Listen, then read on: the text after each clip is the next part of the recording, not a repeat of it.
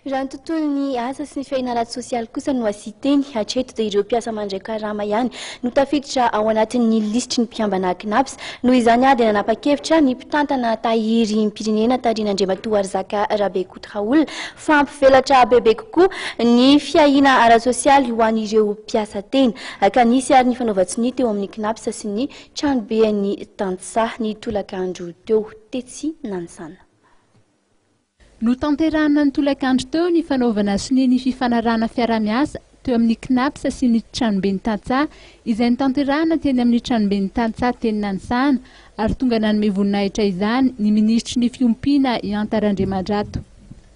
Ho antsika eto Madagasikara dia politikan'ny fanjakana ny fametrahana fiaina ara-sosialy ho an'ny rehetra ary ny tanjon'ny KNAPS dia ny mba isian'ny fiaina ara-sosialy tsy miangatra.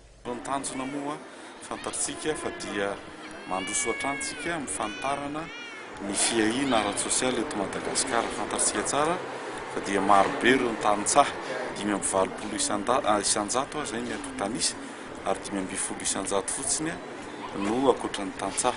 7 isanjato no manana fiaina ara-sosialy araka statistika faran'izay mivoaka ary hitatsika fa dia ireo 520 isanjato ireo no mamelona antsika ara-tsakafo.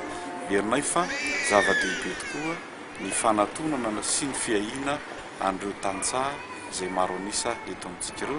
Eo ihany koa ny fifanampiana amin'ny maha-olona eto amin'ny tany sy ny firenena.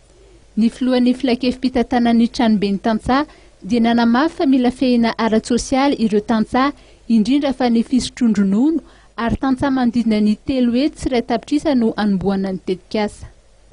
Efa taona maro zany ny Tantsaha no mamitady mba hiafarany amin'ny mahasarotra roa satria dia miasa mafy tokoa.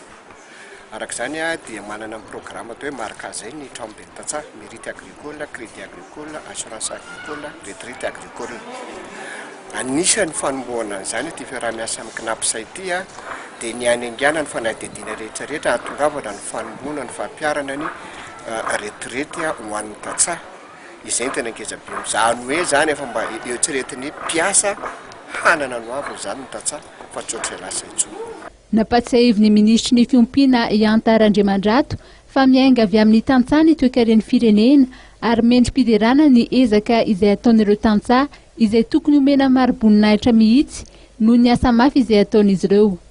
Nanamafy tsy farany fa vonina hatrany ireo ministera mpiay hanampy sy hanolo tanana raha mbola misy ny azon'izy ireo atao.